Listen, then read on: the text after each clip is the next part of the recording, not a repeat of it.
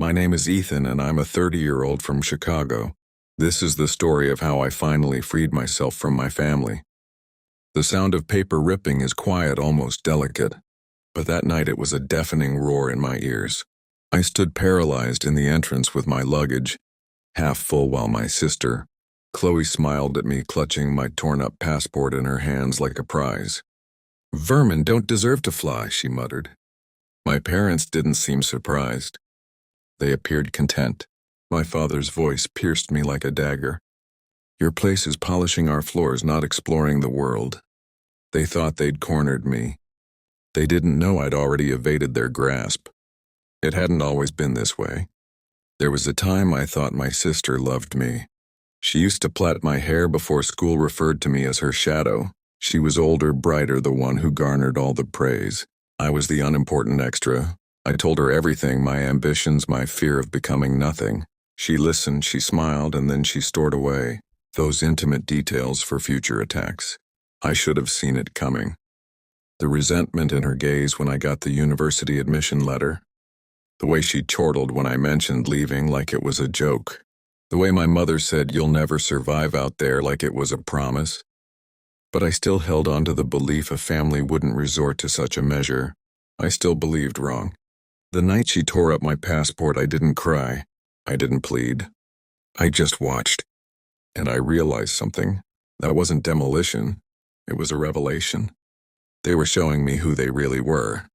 And once you see the truth, you can't ignore it. They thought the passport was the only one. They didn't know I'd made alternative arrangements. I'd applied for a new one discreetly weeks earlier, stowed it in a secure location they would never find. I'd already reserved 2 tickets, the one they knew about and the one that truly mattered.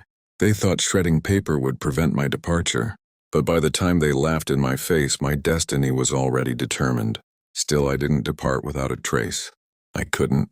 Not after years of being treated like a domestic in my own home. I set the scene before my departure. I duplicated their financial records, their debts, their unsettled tax payments. All those years of pretending we were a perfect family, they concealed their corruption. I dispatched the proof where it needed to go, quietly, efficiently, and I left without a single goodbye. The showdown came months later. By then I was thousands of miles away in a city that pulsated with opportunity. My ideal career was no longer a dream. It was real. I was real. They called me in a panic. My sister's voice broke. "They're investigating us." "How could you?" I listened to her cry. The same sister who shredded my dreams. The same parents who told me I belonged in servitude. And I finally answered. "You taught me something," I said. "Family isn't who you're born to. It's who doesn't try to confine you." Silence on the line. I let it lengthen until it felt cutting. Then I ended the call. They forfeited everything after that. The house, the reputation, my sister's false charisma couldn't save her when the truth came out. My parents, so proud of their control, ended up overwhelmed by the chaos they created. And me, I trod paths they'll never find. I inhaled a freedom they'll never know. Retribution didn't feel like a blaze. It felt like air, pure and liberating. They thought tearing up a passport would crush me. But it only revealed their pettiness, their eagerness to shackle me to their suffering. The truth is, my spirit had already departed the moment they showed me who they were, the moment I ceased to be their follower. Now when I hold my passport, I run my fingers over the unblemished pages. I think of their malicious laughter that night, sharp and cruel. And I smile because vermin don't deserve wings.